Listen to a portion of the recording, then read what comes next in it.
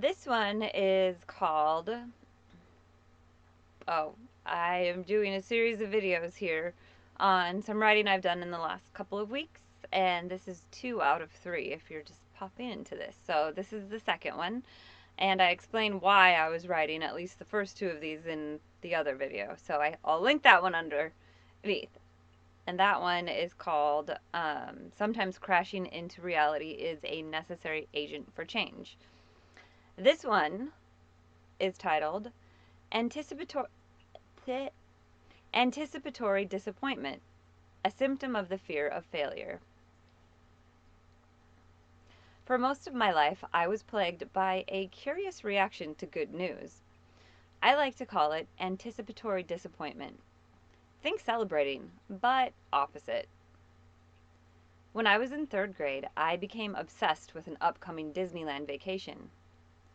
Perhaps my parents shouldn't have told me about it a year early, but they did, and the fixation commenced. Although saving money has never been my strong suit, that fall my beloved neon fanny pack became a one-way piggy bank. I rejoiced over an ejected tooth. Cha-ching! Christmas loot was squirreled away. Allowance, lawn mowing earnings, and birthday money existed for one purpose: making it rain at the happiest place on earth.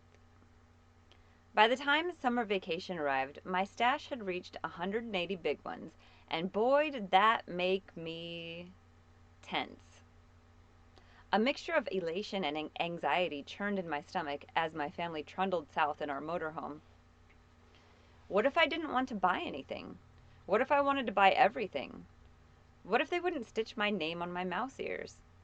Did I even want my name on my mouse ears? Did I even want to go? Thankfully, I wasn't driving, or we may have ended up back in Washington by July 4th. Instead, I was forced to confront the source of both my desperate longing and nearly incapacitating fear. I'm happy to report that although Disneyland involved more walking than I'd counted on, my 8-year-old self was not disappointed. To this day, no ride has topped the three trips we took through the Pirates of the Caribbean. Space Mountain was terrifying, Splash Mountain was wet, and my mom wasn't lying when she warned that spinning the teacups would make her sick. Although my fanny bank zipper initially wouldn't budge, once I pried it open, poof! My nest egg evaporated, just like my anxiety. I remember how shocked I was that something that took so long to save could be gone so fast. Perhaps that's when I decided that money collecting wasn't the hobby for me. You might think I'd learned something from that early Disney vexation, but on the contrary, I feared that which I desired most for years to come. How to deal with my first middle school crush? Pretend he doesn't exist. What to do when letters began to arrive from colleges I'd applied to? Hide them! Don't tell anyone they came. How to celebrate when an essay I wrote on Macbeth got the best grade in class from my favorite professor? Completely bomb the next paper. The uncertainty that came with obtaining what I wanted, most often validation, was too great. What would I do if I lost it? Better not to get it at all, or unwittingly but expertly self-destruct it.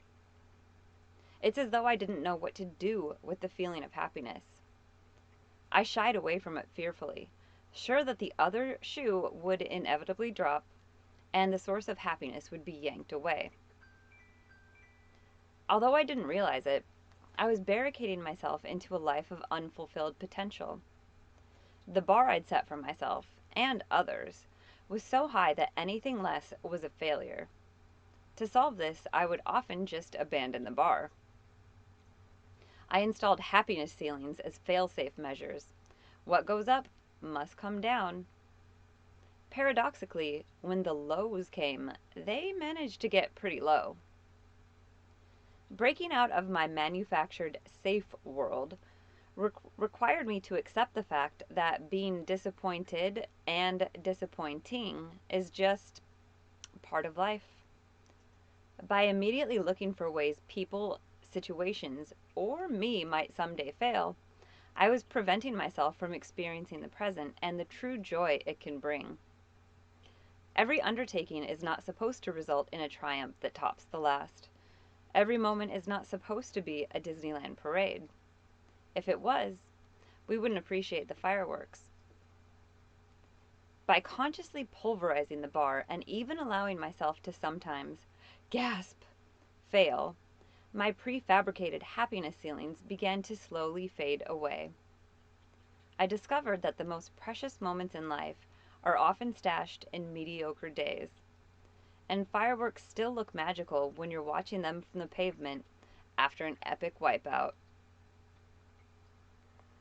So that is number 2. And I have talked to people, and I've read before as well. I don't think it's called the same thing, but I've heard stories that are like this, and I know people that do things like this, and it probably is called a lot of different things. So I would love to hear your thoughts on this one, and if you can relate to any of it or know anyone that does. This kind of also, maybe even a lot, plays into attachment theory in a lot of ways. And I think has a lot to do, if you identify with this, a lot to do with childhood. And attachment theory has a lot to do with childhood. So, on to number 3.